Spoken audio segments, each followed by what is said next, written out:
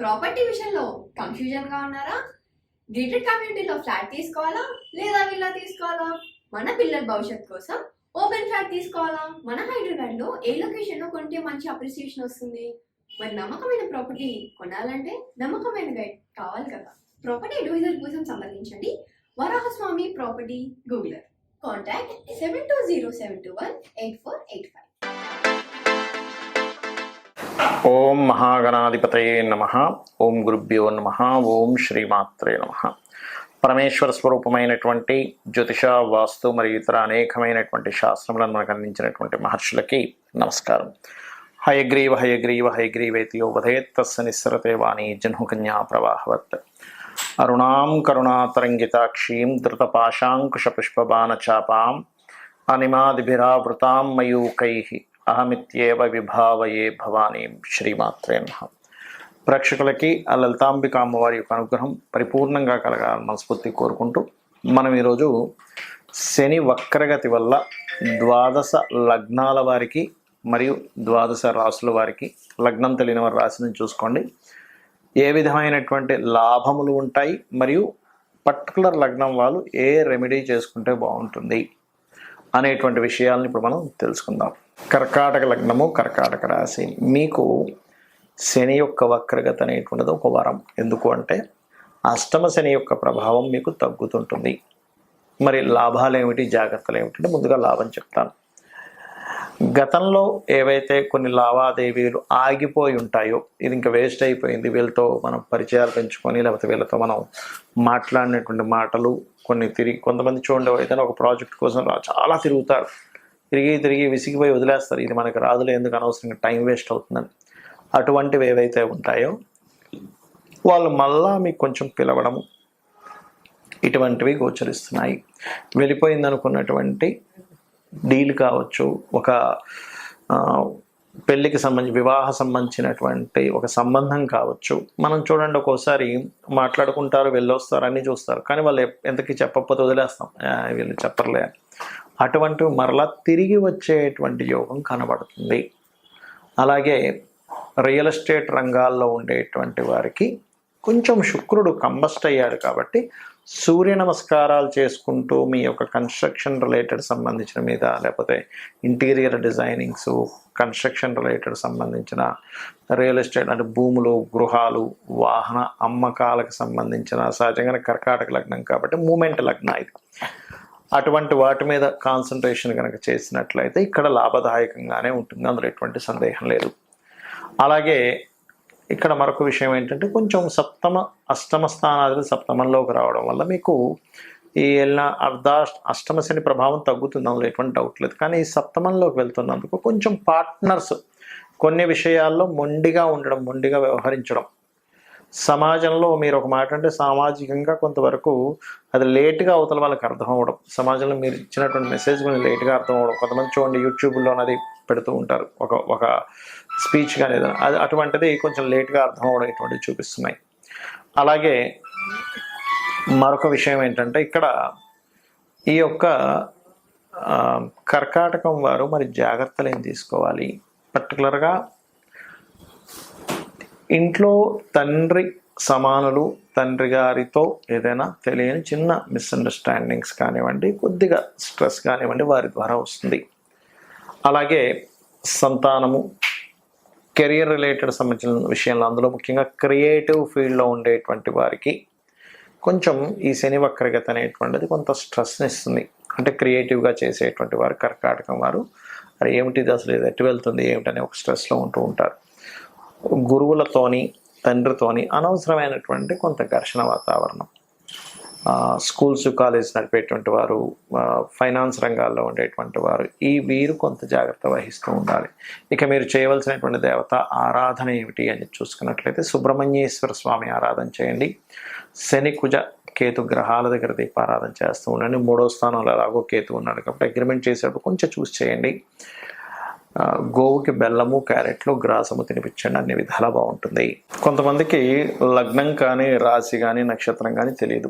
అటువంటి వారు ఏ పరిహారం చేసుకోవాలి, ముఖ్యంగా అటువంటి వారు ఏ జాగ్రత్తలు పర్టికులర్గా తీసుకోవాలి శని వక్రగతిలో ఉన్నప్పుడు అంటే దేని మీద జనరల్గా అందరికీ ఎఫెక్ట్ చూపిస్తుంటుంది. అంటే ఇన్వెస్ట్మెంట్స్, మనం ఎక్కడైనా ఒక ఇన్వెస్ట్మెంట్ చేస్తున్నప్పుడు అది ల్యాండ్ కానివ్వండి, చదువు మీద కానివ్వండి, బిజినెస్ మీద కానివ్వండి, ఇన్వెస్ట్మెంట్ చేసేటప్పుడు కాస్త చూసి ఇన్వెస్ట్మెంట్స్ చేయాలి అనేటువంటి చూపిస్తుంది.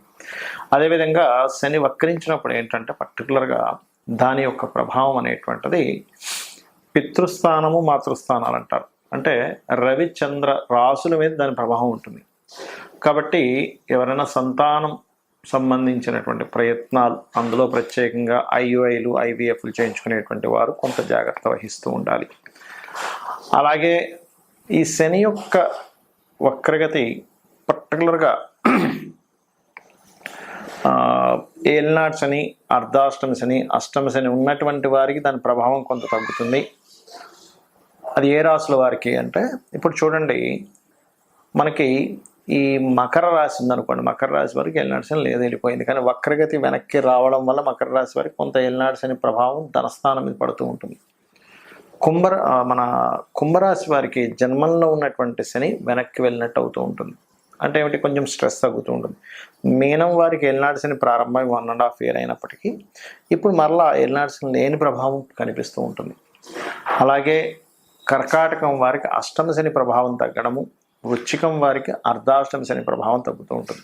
అయితే ఇక్కడ మీరు అర్థం చేసుకోవాల్సిన విషయం ఏంటంటే, శని భగవానుడి యొక్క మహాదశ నడుస్తున్నా, ఏలినాటి శని, అర్ధాష్టమి శని, అష్టమి శని నడుస్తున్నా ఏమీ కంగారు పడాల్సిన అవసరం లేదు. ఆయన ఏమీ మిమ్మల్ని హింసించడు. ఒకటే గుర్తుపెట్టుకోండి, ఆయన కర్మనిస్తుంటాడు. కర్మ అనేటువంటిది మనం చేసేటప్పుడు శ్రమ అనేటువంటిది ఖచ్చితంగా ఉంటుంది. ఎందుకంటే శని భగవానుడు శ్రమకారకుడు, కర్మకారకుడు, ఆలస్యానికి కారకుడు, మందుడు అంటూ ఉంటారు జ్యోతిష్ శాస్త్రంలో. అందుకని ఏమిటి, కాస్త శ్రమ ఆలస్యం అవుతుంది, ఇంతే గుర్తుపెట్టుకోండి. మనం చూడండి, ఏదైనా ఒకటి ఇన్ఫర్మేషన్ ముందే మనకి ఇది ఇప్పట్లో రాదు, కొన్ని రోజులు టైం పడుతుంది అని ముందుగా మనం ఫిక్స్ అయ్యామనుకోండి ఏదైనా ఒక విషయంలో, మనం అప్పుడు ఇబ్బంది పడం. అలా కాకుండా ఈరోజే వచ్చేస్తుందండి మనకు ఆ రిజల్ట్, లేకపోతే ఈరోజే మనం దాన్ని మనీ ఇస్తాను, వ్యక్తి ఇచ్చేస్తాను అన్నాడు అన్నప్పుడు మాత్రమే అది రేపటికి పోస్ట్పోండ్ అయితే మనం స్ట్రెస్ ఫీల్ అవుతాం.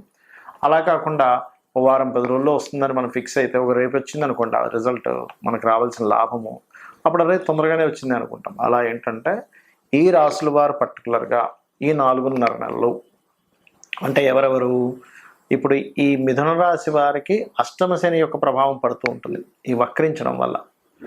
అలాగే లగ్నమ తులారాశి వారికి అర్ధాష్టమ శని ప్రభావం పడుతూ ఉంటుంది, ఏది పంచమంలో శని ఉన్నప్పటికీ వక్రించడం వల్ల. మరియు ఈ యొక్క ధనస్సు వారికి ఏలినాటి శని ఎండింగ్లో ఉండే ప్రభావం పడుతూ ఉంటుంది వక్రించడం వల్ల.